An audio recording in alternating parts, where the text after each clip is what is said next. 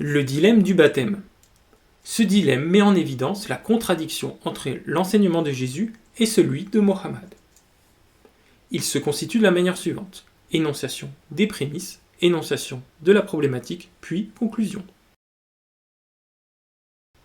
Voici les prémices. Prémisse 1, Jean 14, 26.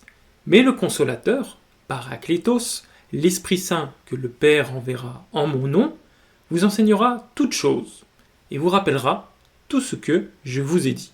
Ici, c'est Jésus qui parle. Le Paraclet doit donc rappeler les paroles de Jésus.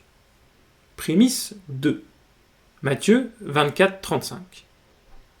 Le ciel et la terre passeront, mais mes paroles ne passeront point.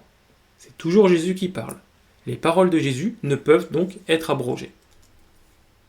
Prémisse numéro 3. Matthieu 21, 25. Le baptême de Jean, d'où venait-il? Du ciel ou des hommes? Mais ils raisonnèrent ainsi entre eux. Si nous répondons du ciel, il nous dira: pourquoi n'avez-vous pas cru en lui? Ici, Jésus demande aux principaux sacrificateurs et aux anciens d'où vient le baptême de Jean pour les confondre.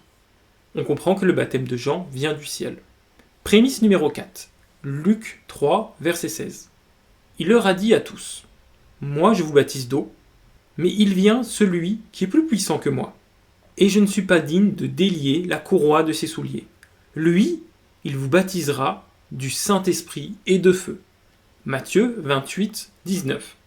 Allez, faites de toutes les nations des disciples, les baptisant au nom du Père, du Fils et du Saint-Esprit. Jean et Jésus prêchent le baptême au nom du Père, du Fils et du Saint-Esprit. Prémisse numéro 5. 1 Pierre 3, 21. Cette eau était une figure du baptême, qui n'est pas la purification des souillures du corps, mais l'engagement d'une bonne conscience envers Dieu, et qui maintenant vous sauve, vous aussi, par la résurrection de Jésus-Christ. Luc 7, 30. Mais les pharisiens et les docteurs de la loi, en ne se faisant pas baptiser par lui, ont rendu nul à leur égard le dessein de Dieu. Le baptême est salutaire. Voici les problématiques. Mohammed ne prêche pas le baptême du Christ, Fils de Dieu, qui vient du ciel, comme celui de Jean. Pourtant, ce baptême sauve au travers de la résurrection de Jésus-Christ, et en ne le faisant pas, il est comme les pharisiens et les docteurs de la loi, qui ont rendu nul à leur égard le dessein de Dieu. Le dilemme se conclut ainsi. Mohammed ne rappelle pas tout ce que Jésus a dit.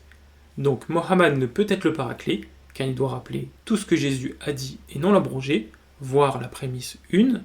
Mohammed contredit directement le Christ, il est donc un faux prophète, voire la prémisse 2. Donc Mohammed n'est ni le Paraclet, ni un vrai prophète.